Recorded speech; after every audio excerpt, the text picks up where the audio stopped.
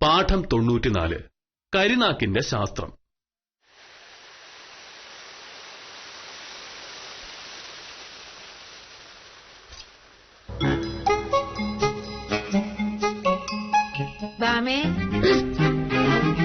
ഈശ്വര, ഇത്ര രാവിലെ എഴുതിട്ട് വന്നു.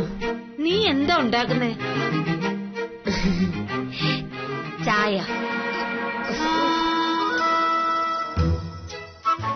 അയ്യോ, ചായ ഉണ്ടാക്കുന്നേ ഉള്ളോ? അപ്പൊ കഴിക്കാൻ എപ്പോഴാ റെഡിയാവുന്നേ? അതിന് മണി 8 കഴിഞ്ഞതല്ലേ ഉള്ളൂ. ഞാനും മോഹനേട്ടന്റെ ഭക്ഷണം കഴിക്കുമ്പോ 8:30 കഴിയും. പക്ഷെ ഞാൻ വീട്ടിലാണെങ്കിൽ 7:30 മണിക്ക് രാവിലത്തെ ഭക്ഷണം കഴിഞ്ഞിരിക്കും. അതെനിക്ക് നിർബന്ധ. അമ്മായി ഒരു 15 മിനിറ്റ് ക്ഷമിക്ക്, കഴിക്കാനുള്ളത് ഞാൻ ഉണ്ടാക്കി തരാം. ശരി. പിന്നെ ബാമേ, ഉച്ചക്ക് നമ്മൾ എന്താ കഴിക്കുന്നേ? ഉച്ചക്ക് ചോറുണ്ണും, അല്ലാതെന്താ? ഓ, വീട്ടിലാണെങ്കിൽ ഞാൻ അങ്ങനെ ചോറൊന്നും ഉണ്ണാറില്ല. 10-60 കൊല്ലം ചോറുണ്ടതല്ലേ, ഇനി എന്ത് ചോറ്? മടുത്തു. അപ്പൊ പിന്നെ എന്ത് ചെയ്യും? ഉച്ചക്ക് ബിരിയാണിയാ എനിക്കിഷ്ടം. ഞങ്ങളിവിടെ ബിരിയാണി ഒന്നും ഉണ്ടാക്കാറില്ല. ഒന്നാമത് സമയം കിട്ടില്ല. ഞാൻ 10 മണി കഴിയുമ്പോ ഓഫീസിൽ പോവല്ലോ. അതുമാത്രമല്ല, മോഹനേട്ടന് അത്തരം ഭക്ഷണമൊന്നും ഇഷ്ടവുമല്ല. അവന് വേണ്ടെങ്കിൽ വേണ്ട, എനിക്ക് പക്ഷേ ബിരിയാണി കിട്ടിയേ പറ്റൂ. അതിനിപ്പോ എന്താ ചെയ്യമ്മായി? സമയം ഇത്ര ആയില്ലേ. എനിക്കാണ് ഓഫീസിൽ പോയേ പറ്റൂ. നീ ഉണ്ടാക്കണമെന്ന് ഞാൻ പറഞ്ഞില്ലല്ലോ. ഇന്നൊരു ദിവസം നമുക്ക് പുറത്തുനിന്ന് ബിരിയാണി വാങ്ങാം. നീ മോഹനേഷ്ടനോട് പറഞ്ഞാ മതി. ദേ, ഉച്ചയാകുമ്പോഴേക്ക് ആരെങ്കിലും ഒരാൾ ഇവിടെ വരണം, അത്രയല്ലേ ഉള്ളൂ. അടുത്ത ദിവസം അമ്മായി. ഇന്ന് കഴിക്കണം തോന്നി ഇന്ന് എന്നെ കഴിക്കണം. നാളെയാണോ? ദേ, എനിക്ക് ഉച്ചക്ക് ബിരിയാണി കിട്ടിയേ പറ്റൂ. നീ ചെന്ന് അവനോട് പറയ്. ഞാൻ പറയാം. പക്ഷെ മോനോട് വാങ്ങുന്ന എനിക്കൊരു പ്രതീക്ഷയില്ല. ഈ ചായ ഒന്നും ഉണ്ടാക്കിയിട്ട് ഞാൻ പോയി പറഞ്ഞോളാം. ചായയൊക്കെ ഞാൻ ഉണ്ടാക്കിക്കോളാം, നീ പോയി പറയ്. ചെല്ലുവാമേ.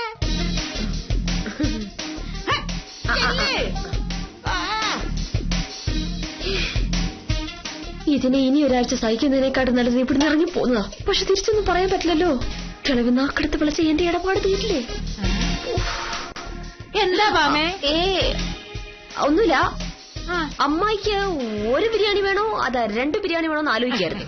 അതിപ്പോ ബിരിയാണി അല്ലേ, 3 or 4 ആയാലൊന്നും കുഴപ്പമില്ല.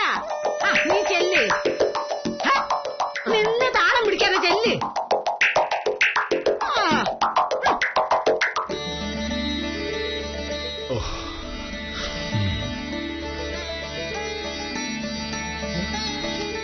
ഇതെന്താ ഇത്ര നേരത്തെ മോനോട് റെഡിയായോ?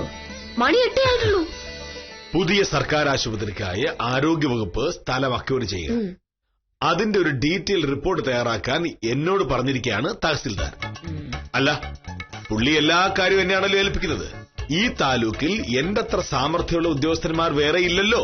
അതുകൊണ്ടല്ല മോനേട്ടാ. പിന്നെ ബാക്കിയുള്ളവരോട് പറഞ്ഞാൽ അവർക്ക് മനസ്സില്ലാന്ന് പറയില്ലേ? മോഹനേട്ടനാവുമ്പോൾ മാട് പണിയുന്ന പോലെ പണിഞ്ഞോളൂ. അതേടി, അങ്ങനെ ജോലി ചെയ്യാനാണ് കേരള സർക്കാർ എനിക്ക് ശമ്പളം തരുന്നത്. നീ ഇത് കണ്ടോ? ഇന്ന് തഹസിൽദാർക്ക് കൊടുക്കേണ്ട റിപ്പോർട്ടാണത്.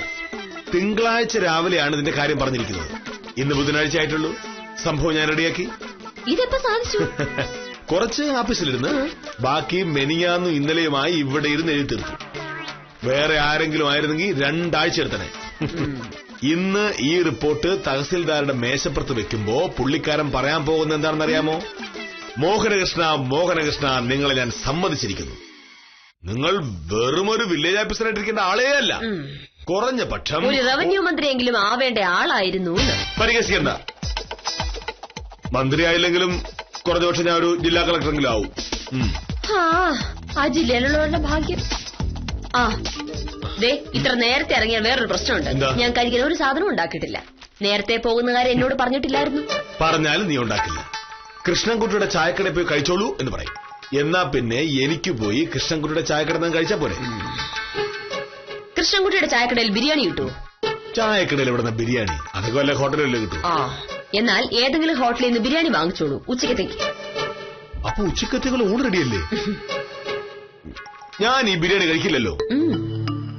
കുഴപ്പമില്ല, പുറത്ത് ഏതെങ്കിലും ന്യായവില ഹോട്ടലിൽ നിന്ന് നല്ല 1-ാം തരം ഊണ് ഞാൻ കഴിച്ചോളാം. ബിരിയാണി മോഹനേട്ടനല്ല. ഞാൻ വാങ്ങിട്ട് ബിരിയാണി കഴിച്ചത് തന്നെ. ഭാമേ, ഈ ബിരിയാണിയിലൊക്കെ ഭയങ്കര കൊഴുപ്പാ. അത് കഴിച്ചാൽ കൊളസ്ട്രോൾ വരും. എത്ര പ്രാവശ്യമൊക്കെ നിങ്ങൾ പറഞ്ഞിരിക്കുന്നു?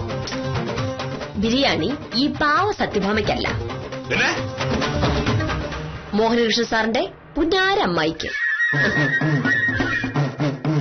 അമ്മായി വീട്ടിലാണെങ്കിൽ ഉച്ചയ്ക്ക് ബിരിയാണി മാത്രമേ കഴിക്കാറുള്ളൂ അത്രേ. ചോറ് കഴിച്ചാൽ മടുപ്പാണ്, അതുകൊണ്ട് ബിരിയാണി തന്നെ വേണം. അമ്മായി ഇവിടെ വിളിച്ച് കേറ്റിയപ്പോഴേ ഞാൻ പറഞ്ഞതല്ലേ ഇത് കുരിശാവൂന്ന്. അപ്പൊ കേട്ടില്ല. ഇനി ബിരിയാണി വാങ്ങിച്ചു കൊടുക്കാതെ വേറെ വഴിയൊന്നുമില്ല. അല്ല, അതിനിപ്പോ എന്താ, ഇത്രയും പ്രായമായില്ലേ, ഇപ്പൊ ഒരു ബിരിയാണി കഴിക്കണമെന്ന് തോന്നുന്നത് തെറ്റാണോ? ഓഹോ, അപ്പൊ ബിരിയാണി കഴിച്ചാൽ കൊളസ്ട്രോൾ ഉണ്ടാവില്ലേ?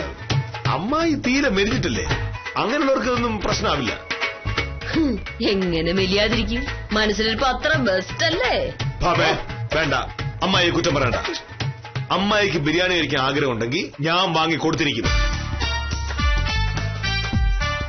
താലൂക്ക് ഓഫീസിന്റെ പിറകിലുള്ള ന്യായവില ഹോട്ടലിൽ ഒരു ബിരിയാണിക്ക് 60 രൂപയുള്ളൂ. എന്റെ അമ്മായിക്ക് വേണ്ടി 60 രൂപ മുടക്കാൻ എനിക്ക് യാതൊരു മടിയുമില്ല. 60 രൂപ പോരല്ലോ. 60 രൂപ മതി. എനിക്കറിയാം ബിരിയാണിയുടെ വില. അത് ഒരു ബിരിയാണിക്ക്.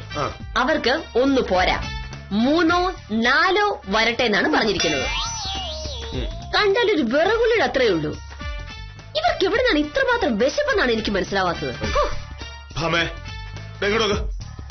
ഭക്ഷണത്തിന്റെ കാര്യത്തിൽ നമ്മളങ്ങനെ കണക്ക് പറയാൻ പാടില്ല, പ്രത്യേകിച്ചും പ്രായമായ ഒരു സ്ത്രീയുടെ കാര്യത്തിൽ. ഒച്ചോ, ഞാനൊരു ഫ്രൈഡ് റൈസിന്റെയോ നൂഡിൽസിന്റെയോ കാര്യം പറയുമ്പോ എന്തോ ഒരു വിഷമമാ. നോക്കിക്കോ, ഈ തള്ള ഇവിടെ നിർത്തിയാൽ ഇന്ന് ബിരിയാണി, നാളെ നൂഡിൽസ്, അതിന്റെ പിറ്റേന്ന് fried rice. Okay, Mohanakrishnan sir തന്നെ വാങ്ങിക്കൊടുക്കേണ്ടി വരും. ഈശ്വര, അമ്മായി എന്നെയും കൊണ്ടേ പോവും. 4 ബിരിയാണി എന്നൊക്കെ പറഞ്ഞ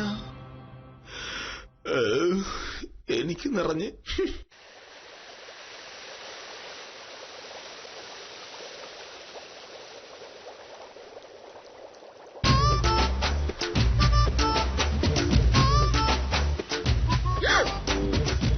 ഈശ്വര, ചായ തിളച്ചു പോയി.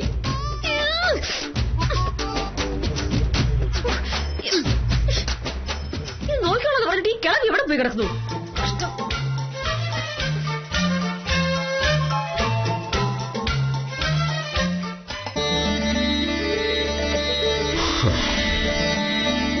ഈശ്വര, സർക്കാർ ആശുപത്രിക്ക് വേണ്ടി സ്ഥലം അക്വയർ ചെയ്യാനുള്ള പ്രോജക്ട് റിപ്പോർട്ടാണ് ഇത്.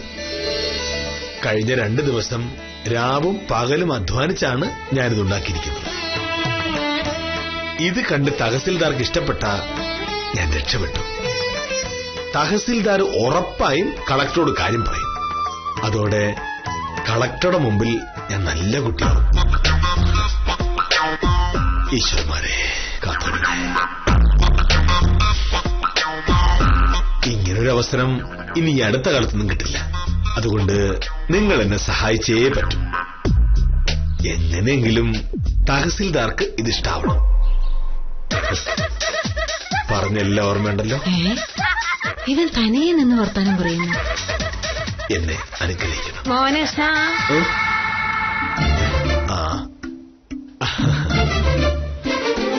നീ എന്താ പറയുന്നേ? അതുകൊണ്ട് അമ്മായി, ഇന്ന് എനിക്ക് തഹസിൽദാരെ കാണേണ്ട ഒരു കാര്യമുണ്ട്. തഹസിൽദാർ പറഞ്ഞിട്ട് ഞാൻ എഴുതി ഉണ്ടാക്കിയ ഈ റിപ്പോർട്ട് കാണിക്കാനുണ്ട്. ഈ റിപ്പോർട്ട് തഹസിൽദാർക്ക് ഇഷ്ടപ്പെട്ടാൽ ഞാൻ രക്ഷപ്പെട്ടു. ഇതാ മോഹനകൃഷ്ണ നിന്റെ കുഴപ്പം. നീ വില്ലേജ് ഓഫീസറല്ലേ, നീ എന്തിനാ തഹസിൽദാരെ പേടിക്കുന്നേ? അവനോടൊക്കെ പോയി പണി നോക്കാൻ പറയും. അത് പിന്നെ അമ്മായി, ഡിപ്പാർട്ട്മെന്റിൽ എന്നേക്കാൾ ഉയർന്ന ഉദ്യോഗസ്ഥനാണ് തഹസിൽദാർ. അയാളെ തൃപ്തിപ്പെടുത്തിയാലേ എന്നെ പറ്റി ഒരു നല്ല അഭിപ്രായം പറയും. നല്ല അഭിപ്രായം പറയിക്കാനാണോ പാട്? നീ അയാൾക്കൊരു 10-9 രൂപ കൈമെടുക്ക് കൊടുക്കണ, അല്ലെങ്കിൽ 1 കുപ്പി ബ്രാൻഡി വാങ്ങിക്കൊടുക്ക്. ബ്രാൻഡി കിട്ടിയാ വീഴാത്ത ഏത് തഹസിൽദാരാണോ ഉള്ളത്? അത് അങ്ങനെയൊന്നും പറ്റില്ല അമ്മായി. നമ്മൾ കൃത്യമായി ജോലി ചെയ്ത് വേണം മേലുദ്യോഗസ്ഥന്മാരെ സന്തോഷിപ്പിക്കാൻ. നീ പേടിക്കണ്ടടാ, നീ ആള് മിടുക്കനല്ലേ. നീ ഒരു കാര്യം ചെയ്താ അത് നന്നായിരിക്കുന്ന ഉറപ്പല്ലേ? ഇപ്പൊ നീ ഉണ്ടാക്കിന്ന് പറയുന്നൊരു സാധനം ഉണ്ടല്ല, എന്താ അത്? റിപ്പോർട്ട്. അമ്മായി ഈ റിപ്പോർട്ട്. അത് ഉറപ്പായിട്ടും. അമ്മായി ചായ കുടിക്കാൻ നേരായില്ലേ?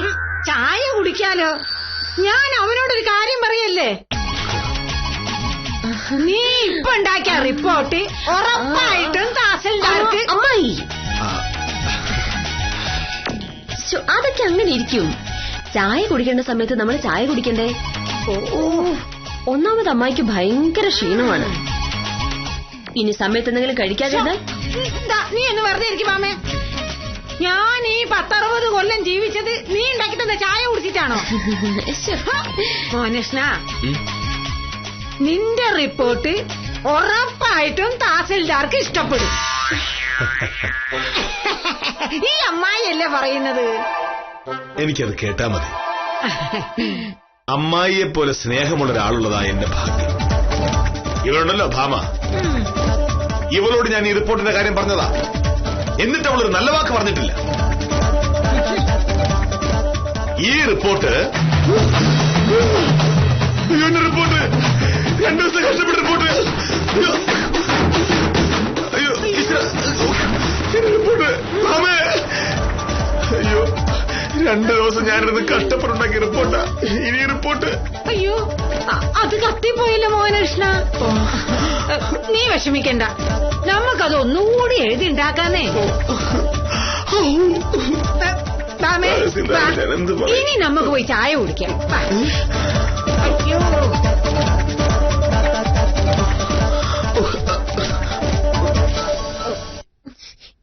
ഇനി ഇങ്ങനെ നിന്നിട്ടെന്താ കാര്യം? ആ തള്ള നാക്ക് വളച്ച പ്രശ്നമാണെന്ന് ഞാൻ പറഞ്ഞപ്പോ മോനായിട്ട് വിശ്വസിച്ചില്ലല്ലോ. എന്നിട്ട് ഇപ്പോഴോ? ഇനി ഞാൻ എന്ത് ചെയ്യും മാമേ? തഹസിൽദാരൻ തട്ടും. അതെന്നോട് പറഞ്ഞിട്ട് യാതൊരു കാര്യമില്ല. ഇങ്ങനെ നാവെടുത്തൽ അറം പറ്റുന്ന അമ്മായിയോട് താലൂക്ക് ഓഫീസിന്റെ ചരിത്രം മുഴുവൻ പറയാൻ പോകുമ്പോ ആലോചിക്കാനായിരുന്നു മോഹനേട്ടാ. ഇതിനൊക്കെ ഇനി അമ്മായിയെ പറഞ്ഞിട്ട് എന്താ കാര്യം? അമ്മായിയുടെ ശത്രുക്കൾ പറഞ്ഞുണ്ടാക്കിയതാ ഈ കരുനാക്കിന്റെ കഥയൊക്കെ. മോഹനേട്ടൻ അങ്ങനെ തന്നെ വിശ്വസിച്ചോളൂ. കിട്ടാനുള്ളത് മുഴുവൻ കിട്ടിക്കഴിയുമ്പോ പഠിച്ചോളൂ. ഇനിയിപ്പോ റിപ്പോർട്ടുമായിട്ട് താലൂക്ക് ഓഫീസിൽ പോകണ്ടല്ലോ. ചായയൊക്കെ കുടിച്ചിട്ട് പതുക്കെ പോവാ. വാ, ഞാൻ ചായ എടുത്തരാം. സാരില്ല.